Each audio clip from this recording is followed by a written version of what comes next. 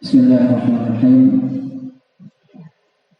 Assalamualaikum warahmatullahi wabarakatuh. Alhamdulillahilladzi ahyana ba'dama amatana wa ilayhi nusyur. Alhamdulilladzi khalaqal mauta wal hayata liyabluwakum ayyukum ahsanu amala. Asyhadu an la ilaha illallah wahdahu la syarika lah. Wa asyhadu anna Muhammadan abduhu wa rasuluh. Allahumma salli wa sallim wa barik ala sayyidina Muhammad wa ala alihi wa sahbihi wa rasulillahi ajma'in.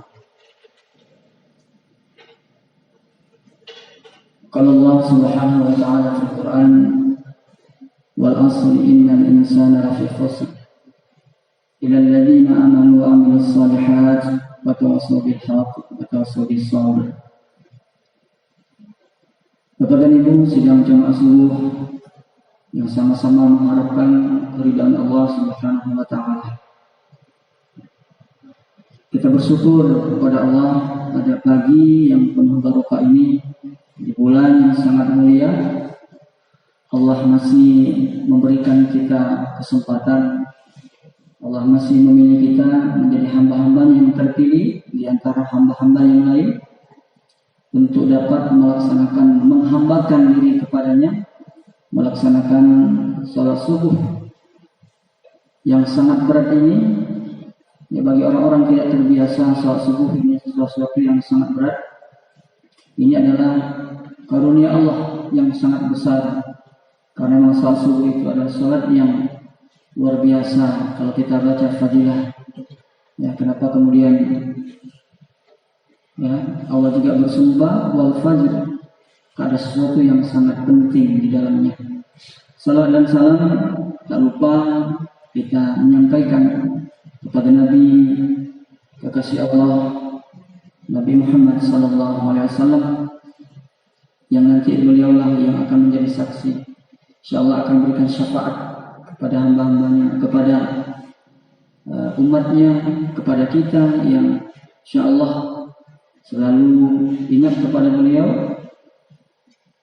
Kita selalu bersalawat kepada baginda Nabi Muhammad SAW. Mudah-mudahan nama kita nanti juga disebutkan oleh baginda Nabi Muhammad SAW. Jamaah subuh yang dirahmati Allah, yang kami hormati, guru-guru kami, ustaz-ustaz masjid DKM Masjid At-Taqwa. Pada subuh ini untuk mengisi kekosongan karena ustaz kita tidak hadir, maka kita isi dengan sambil kita iktikaf kepada di masjid ini, sambil juga kita saling menasihati. Jamaah subuh yang dimuliakan Allah Subhanahu wa ta'ala. Beberapa hari yang lalu, kemarin kami mencoba untuk mengajak anak-anak kita, generasi penerus ke depan, siswa-siswa kita di SMP itu, untuk daurah Ramadan. Jadi programnya adalah kita coba berkeliling masjid yang ada di Kota Sinabang dalam rangka untuk belajar. Kita akan coba bagaimana mengajak mereka untuk sholat subuh, mengajak mereka untuk supaya tidak tidur ya setelah subuh itu, setelah sahur. Namun alhamdulillah jemaah sekalian, dari awalnya kami sangat pesimis bahwa ini hal-hal yang sangat berat, ini hal mustahil. Ternyata jemaah sekalian, sangat luar biasa anak kita. Selama 7 hari itu kita coba untuk safari Ramadan, ya. Kemudian kita subuh di tempat, dan alhamdulillah anak kita respon sangat luar biasa. Justru kadang kami yang tidak sempatnya untuk sholat sunnah karena memang kadang ada satu lain hal. Namun mereka sangat cepat datang jemaah sekalian. Kenapa saya sampaikan? Generasi kita sekarang jemaah sekalian luar biasa, karena kecanggihan teknologi juga yang memang menjadi tantangan kita sekalian. kami mencoba untuk bagaimana kerjasama dengan orang tua selama 10 hari itu anak-anak betul-betul HP itu ya kalaupun dia gunakan tidak seperti biasanya. Namun alhamdulillah jamaah sekalian, kegiatannya sudah berakhir kemarin dan itu pun diakhiri dengan mukhayam bermalam. Jadi programnya baca Al-Quran, kemudian ada kajian duha. Kita akan bahas tentang hal-hal terkini jamaah sekalian. Ada hal yang sangat kita khawatirkan jamaah sekalian, yang sekarang anak-anak SD pun kelas 1 itu sudah mencoba ya untuk rokok apa namanya ya, itu sangat luar biasa jamaah sekalian. Karena baunya itu kita tidak tahu, dia bau terserah bau anggur, kita tidak tahu ternyata itu adalah rokok. Jadi kita buat kajian-kajian, kita undang. Alhamdulillah kemarin yang terakhir dokter spesialis Nafi itu nggak ada waktu, dia sampaikan rupanya bahaya elektrik itu lebih berbahaya bagi merokok biasanya. Jadi ini biar kita jangan sekalian.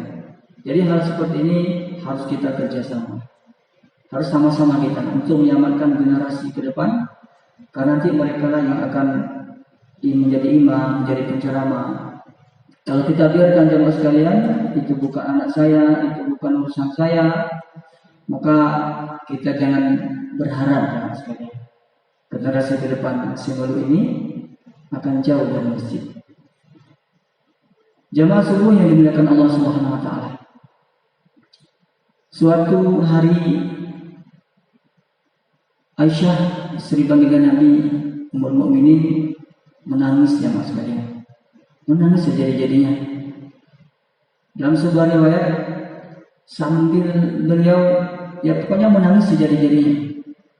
Lalu kemudian Rasulullah SAW baginda yang mulia bertanya kepada istri tercinta, "Wahai istriku, kenapa engkau menangis?" Lalu kemudian Aisyah menjawab, "Wahai Rasulullah, ketika saya ingat akan neraka." Mungkin ini kita sering dengarkan, ini mengulang kisah di jamaah sekalian. Ketika aku teringat neraka, kata Aisyah, aku menangis, aku takut wahai Rasulullah. Ini Aisyah yang menangis, yang memang itu sudah ada tiketnya untuk ke surga. Tapi beliau ketika ingat neraka, takutnya itu menangis dia. Padahal istri Nabi, kemudian udah Allah jamin melalui Rasulnya itu untuk tiketnya ke surga sekalian. Lalu kemudian Aisyah bertanya kembali kepada baginda Nabi, "Wahai Rasulullah, apakah nanti pada saat hari kiamat itu engkau ingat akan keluargamu?" Ini pertanyaan Aisyah kepada baginda Nabi. Lalu kemudian Nabi menjawab, "Wahai istriku, ada 3 tempat," katanya, "seseorang itu tidak akan ingat kepada keluarganya. Walaupun di dunia ini kita berjanji bersama, satu kuburan bersama, karena saling mencintai. Namun kata Nabi, 3 tempat ini tidak kenal kita. Suami kepada istrinya, anak kepada bapaknya, tidak kenal kita, tidak saling kenal kita. Kapan itu? Kata Nabi, yang pertama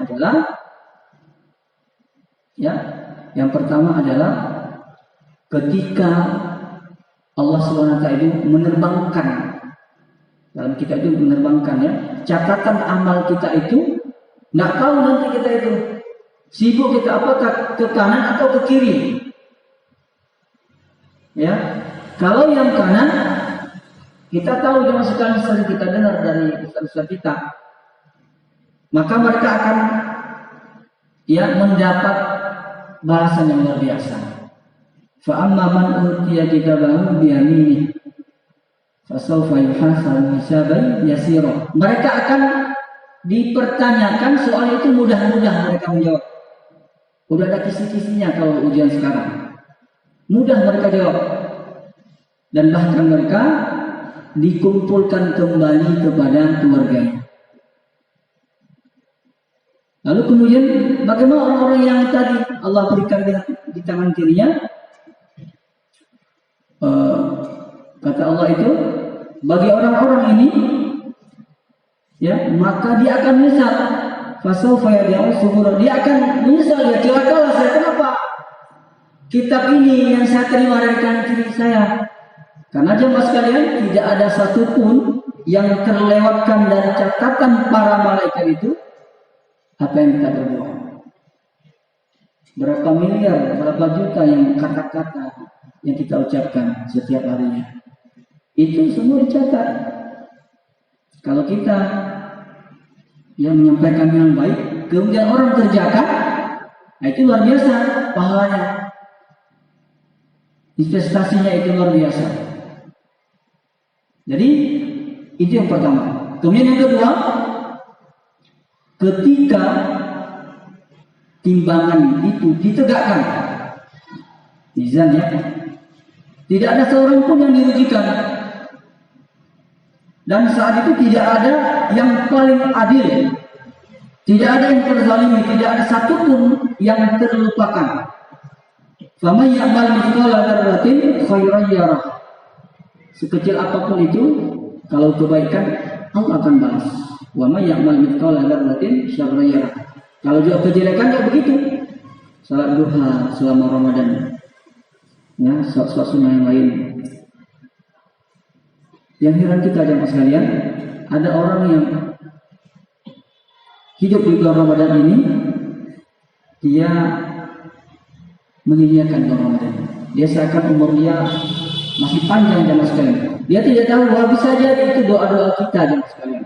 Doa-doa kita, mungkin kepada dia saudara kita berdoa kepada Allah semoga dia menjadi orang baik. Allah hidupkan pada bulan Ramadan tahun ini, tapi dia sia-siakan jemaah sekalian. Kita insyaallah yang di masjid ini saya yakin kita terus memperbanyak sholat sunnah, karena orang jamaah sekalian kadang juga harus kita sampaikan fadilah-fadilahnya itu, sholat duha, sholat tahajud, kita ulang-ulang walaupun kadang mereka sudah tahu jamaah sekalian. Padahal barang siapa yang baca Al-Quran satu huruf, maka itu adalah akan Allah hitung pahalanya 10. Itu di bulan biasa. Walahu misalnya apa biasa yang lupa pula saya di sini. Jadi Allah akan balas dengan 10. Jangan kita katakan walakin alif lam mim harfun. Ya, jangan itu alif lam itu bukan satu huruf, tetapi dia satu huruf alif, satu huruf lam dan mim. Kalikan itu sudah 30, itu hari biasa jemaah sekalian. Itu yang kedua. Yang ketiga, kata Rasul, seseorang tidak akan ingat dia sama keluarganya pada saat semua manusia itu Allah perintahkan malaikat untuk mengirimkan manusia itu menuju sirat, di jembatan yang menentukan, yang di dalamnya adalah, yang di bawahnya terdapat api yang menyala. Ada orang yang melewati jembatan ini seperti kilat. Tentu mereka amalnya itu sangat banyak. Walaupun kemudian juga kita ini kan bukan itu yang membuat kita selamat, tapi rahmat Allah. Allah yang memberikan. Kalau kita timbang amal kita itu sebenarnya tidak seberapa. Tetapi ini adalah karunia kasih dari Allah Ta'ala. Ada orang yang sangat cepat. Ada orang yang dia kadang merangkak. Ada orang dia langsung jatuh. Ada juga orang yang pelan-pelan seperti orang manjat kelapa, tetapi juga sampai seberang sekalian. Tetapi bagi orang-orang yang kafir, bagi orang-orang yang tidak taat kepada Allah, ketika bulan Ramadan dia biasa saja dia, bahkan dia berani di depan kita, di depan orang dengan bangganya, dia tidak berpuasa. Nah, orang-orang seperti ini kita doakan yang pertama kepada Allah agar berikan hidayah kepadanya. Tapi jangan lupa jemaah sekalian, kita juga harus berhati-hati, karena sebenarnya kita ini sudah Allah tuliskan kemana kita. Ada orang yang kata Nabi itu dia sejengkal lagi, padahal sejengkal lagi dia ditolak aja dia sudah sampai selangkah lagi dia masuk dalam surga. Tetapi ternyata Allah berkehendak lain, ya. Begitu juga ada orang yang jauh dia dari Allah, dia selangkah lagi dia masuk neraka. Kita ingat barangkali itu bagaimana seorang perempuan yang banyak dosa hanya memberikan minuman seekor anjing, lalu kemudian masuk ke dalam surga. Bagaimana seseorang yang membunuh banyak manusia, lalu kemudian malaikat itu berdebat, ini surga, ini neraka, akhirnya masuk ke dalam surga. Begitu juga seseorang yang ketika dia kucing pada makhluk Allah yang biasa, ya, bukan manusia. Dia turun, dia tidak kasih makan. Lalu kemudian sebab itu juga dia ternyata itu sangat dosa. Dia dibalas oleh Allah SWT dengan siksaannya. Karena itu jemaah sekalian, 3 hal inilah yang menjadi pelajaran kita pada subuh ini. Yang pertama tadi adalah kita akan nanti lupa kepada baru kita pada saat Allah SWT mengumpulkan semua manusia, memberikan buku amal. Kemudian yang kedua, pada saat pertimbangan amal kita itu, apakah amal baik yang berat atau amal buruk, tidak ada yang terlupakan ya sekalian. Yang ketiga adalah ketika kita melewati jembatan sirat itu, yang kata para ulama kita itu adalah tajamnya, lebih tajam daripada silet dan lebih kecil daripada rambut. Kita bayangkan bagaimana itu, dan sangat licin ya. Ini adalah hadis Nabi SAW bahwa gambaran sirat itu adalah jembatan itu sangat licin. Tetapi bagi orang-orang yang istimewa, di antaranya adalah orang-orang penghafal Quran, ya, orang-orang yang terus berusaha dengan Al-Quran, melaksanakan sholat.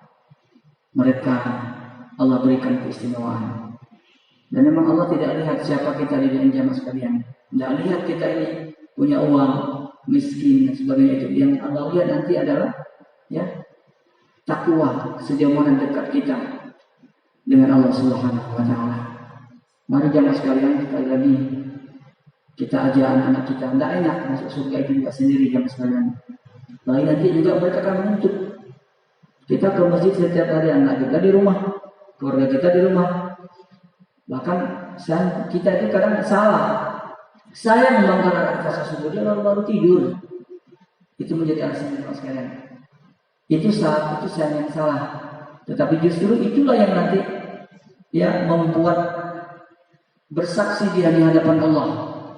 Ya, dia tidak maukan saya, dia tidak ke masjid orang tua saya itu, dia ke masjid dia. Tidak ditegurnya saya kalau saya tidak puasa.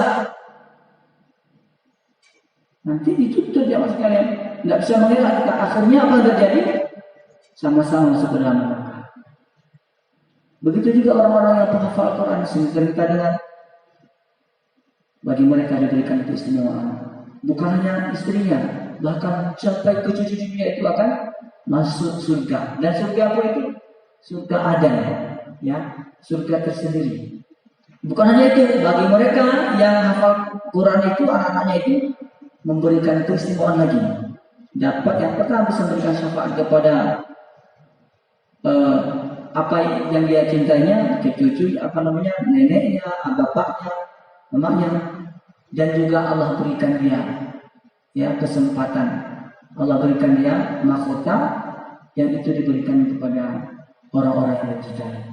Ini barangkali yang dapat saya sampaikan untuk membuktikan kekosongan usaha kita pada subuh yang hari ini. Mudah-mudahan sisa Ramadan selama berapa, 16 hari berapa? 15 ya? 16 hari ini ya? Berarti 14 hari lagi. Nggak terasa tidak sekalian. Wal asri minal insana lafi khusr illal ladzina amanu wa amilus solihati wa tawassaw bil haqq wa tawassaw bis sabr. Itulah waktu. Nggak terasa kita. Ternyata kita sudah lebih setengah melaksanakan menjalani bulan suci Ramadan. Mudah-mudahan Allah berikan kita kesehatan, kekuatan, agar kita dapat menyelesaikan Ramadan tahun ini dengan penuh keimanan, dengan penuh ketakwaan, banyak-banyak ibadah. Kita tidak tahu apakah tahun depan kita masih bertemu. Mudah-mudahan Allah juga berikan kita kesempatan untuk bertemu. Ya, karena bagi mereka yang sudah Allah panggil itu amalnya sudah banyak. Sedangkan kita masih hidup, berarti amal kita belum cukup untuk menuju Allah Subhanahu wa taala. Subhanakallahumma wa bihamdika asyhadu an la ilaha illa anta astaghfiruka wa atubu ilaik. Assalamualaikum warahmatullahi wabarakatuh.